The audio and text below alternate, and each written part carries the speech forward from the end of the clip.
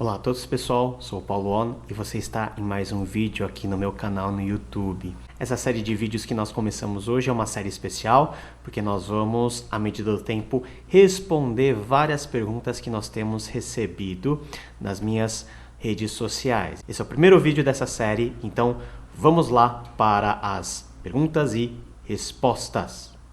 Antes de mais nada, gostaria de te convidar a se inscrever aqui no meu canal no YouTube e também a acionar o sininho para você ser notificado a cada novo vídeo pintando por aqui. Se você gostar do vídeo, não se esqueça de deixar aquele like e também compartilhe esse conteúdo nas suas redes sociais. A sua interação aqui nos comentários também é muito importante. Então, chega de enrolação, vamos para as perguntas e respostas. Primeira pergunta que eu recebi do Caio Concurseiro é o seguinte: sendo você um conhecedor das línguas originais, qual tradução da Bíblia reflete melhor o sentido original, na sua opinião, e qual você usa no púlpito? Olha, a questão de melhor tradução é uma questão bem subjetiva e também complexa. O meu amigo Victor Fontana, ele tem alguns vídeos falando de tradução bíblica e se há alguma tradução bíblica que nós poderíamos considerar a melhor. O link do vídeo dele está aqui embaixo, você pode conferir a resposta que ele dá, que é basicamente o que eu também penso sobre o assunto. Não existe, de maneira bem resumida, uma versão melhor.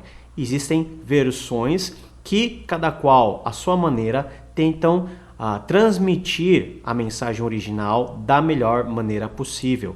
As traduções que nós temos não é trabalho de uma só pessoa que tenha uma só tendência teológica. São comissões de notáveis, de eruditos na área que se reúnem para fazer um trabalho muito árduo, demorado e também trabalhoso, que tem como fruto uma tradução. Temos na língua portuguesa várias versões, desde as mais antigas como a Almeida, temos a nova versão internacional, NVT, temos as versões católicas, a Bíblia de Jerusalém, etc, etc, etc. Todas as versões em português são muito boas e basicamente você pode confiar na tradução que é oferecido nessas versões.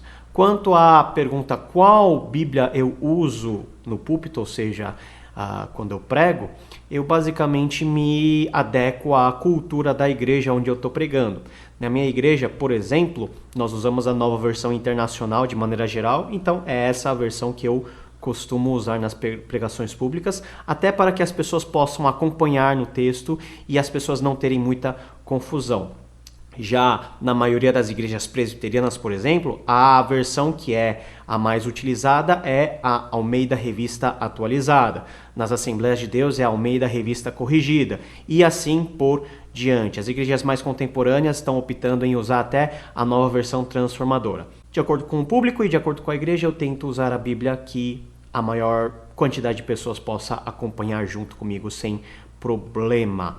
A que eu preferencialmente uso para as minhas devocionais e para os meus estudos é a boa e velha Almeida Revista Atualizada, junto com a NVI e, quando necessário, a nova versão transformadora. Então, pergunta respondida. Obrigado, Caio, pela primeira pergunta respondida aqui no canal. Pergunta número 2, feita pelo Joás Neto.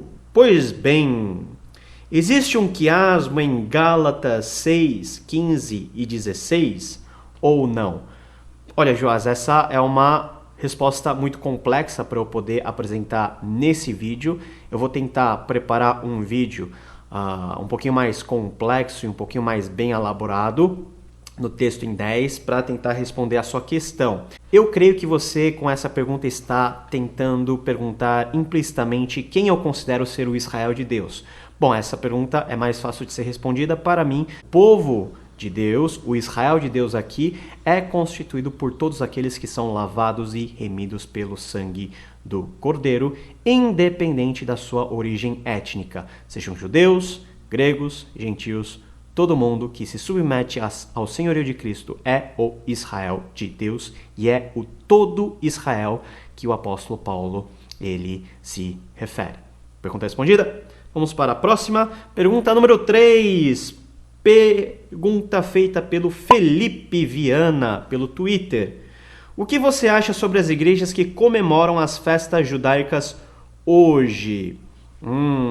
Festa judaica, depende de que festa você está se referindo. A Páscoa é uma festa de origem judaica, por exemplo. Olha, por causa de toda a revelação em Cristo Jesus do Novo Testamento, a igreja tradicionalmente deixou de celebrar algumas festas que são peculiarmente judaicas, como por exemplo o Yom Kippur, o Purim, etc. Mas a questão se a igreja está certa ou errada em guardar estas festas caracteristicamente judaicas depende muito da motivação teológica.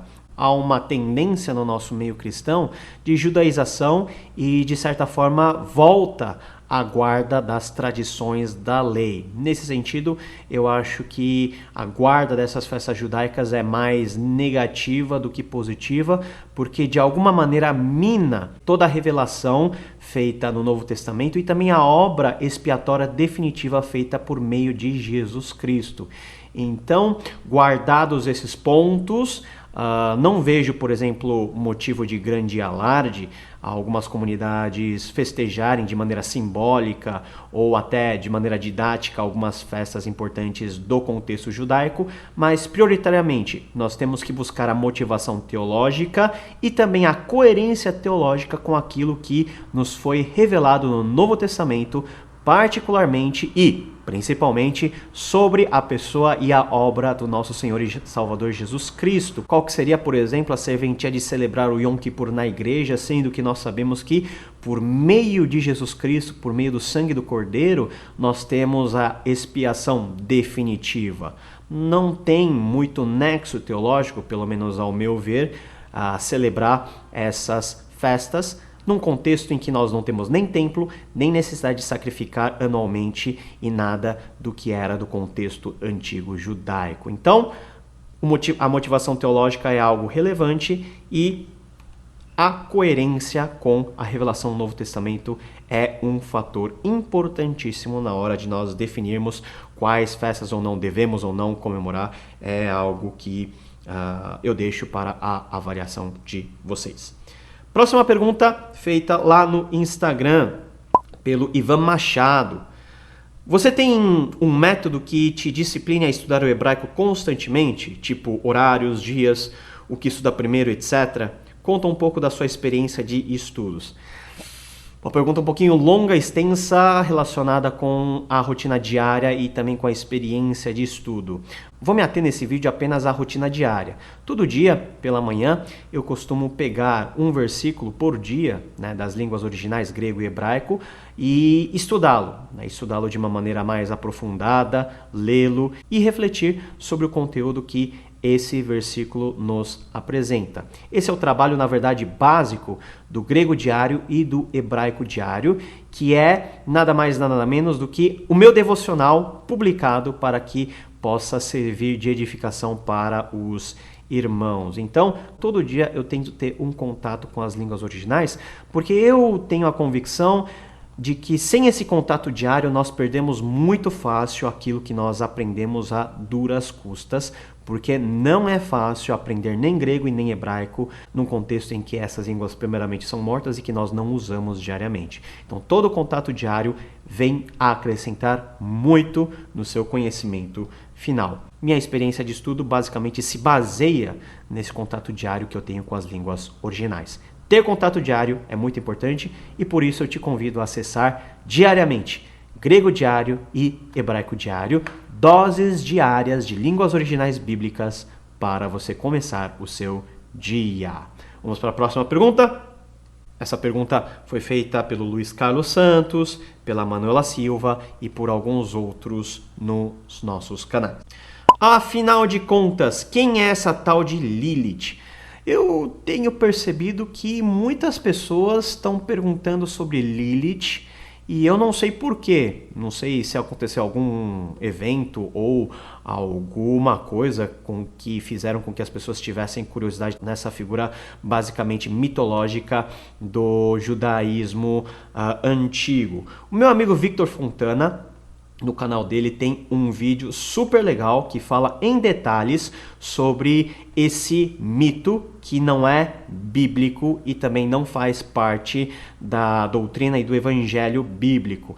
Aqui embaixo você tem acesso ao link do vídeo do Victor Fontana, que fala em detalhes sobre esse mito e como nós devemos considerar essa história. Falando de maneira rápida e básica, Lilith é um mito que não traz nenhum tipo de significado especial para a nossa fé. Próxima pergunta, feita pelo Rodrigo Rabelo. Graça e paz.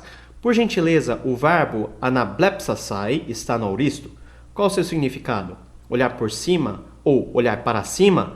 Por causa da junção da preposição ana mais o verbo blepso faz sentido? Rodrigo, é o seguinte, anablepsasai está no auristo particípio, ok? Então, resposta número 1 feita aí. E como você disse, um dos significados que esse verbo pode assumir é olhar para cima, dado que ele é a junção do prefixo preposição ana, que é para cima, e blepo, que é olhar, enxergar. Então, juntando essas duas coisas, pode carregar o sentido de olhar para cima, que é o sentido usado, por exemplo, em Mateus 14:19. Entretanto, também temos um segundo sentido que é usado em Mateus 11:5, que é não somente olhar para cima, mas olhar novamente, no sentido de recobrar as vistas, ser restaurado no enxergar, ser curado da cegueira, que é o contexto de Mateus 11, versículo 5. E aqui vale frisar novamente pela enésima vez aqui no meu canal, principalmente aos estudantes principiantes de grego, que o sentido de uma palavra não necessariamente é aquela que está como sentido primário de uma palavra no dicionário. O sentido de uma palavra vai depender do contexto onde ela é usada. Em determinados contextos, anablepo é olhar para cima. Em outros, é você recobrar as vistas. Então, beleza? Pergunta respondida. Vamos para a próxima pergunta. Matheus Soares. Quais conteúdos, livros, filmes, artigos você indica para aprender sobre as culturas gregas e hebraicas? Bom, primeiro depende de cultura de que época. Presumo que você esteja pensando na cultura grega na época de Jesus e da cultura judaica bíblica. Bom, começando pela cultura judaica, a fonte principal é a Bíblia Sagrada e também os documentos do judaísmo anterior. A Mishnah, Talmud e todos esses documentos que você pode ter acesso a alguns deles na internet. Já a cultura grega, e é nisso que eu quero me deter, você pode ter contato basicamente pela literatura primária, ou seja, lendo as principais obras clássicas gregas e também romanas.